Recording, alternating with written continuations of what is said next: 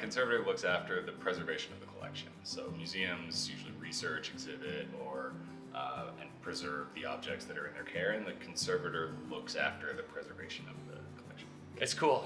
I like it a lot. I get to spend most of my time looking at these things very, very closely, and I think of it as a really great mix of art and science.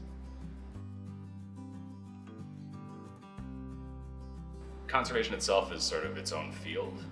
So a lot of conservators will have degrees in things like archaeology or fine arts or science of some kind, chemistry, biology, something like that, and then get secondary training in conservation of heritage.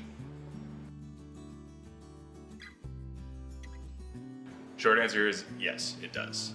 All UV light will make slow, incremental, non-reversible change to an object.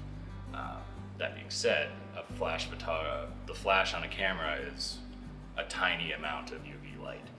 So any one flash probably won't do all that much, but when you compound it over the length of the time something's on display, it adds up. So that means museums, just sort of as a policy, have no flash photography.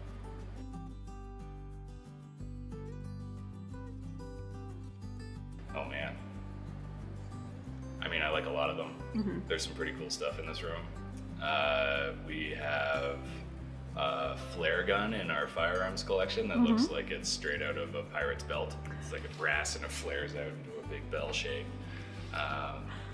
And we also have Louis Riel's accordion. So that's something that sort of makes you stop and reconsider the things that have gone on in Canada, just as a country. You know, these objects all have crazy stories with them. And some of the objects here are cool because they look neat, and others are here because they're significant cultural items.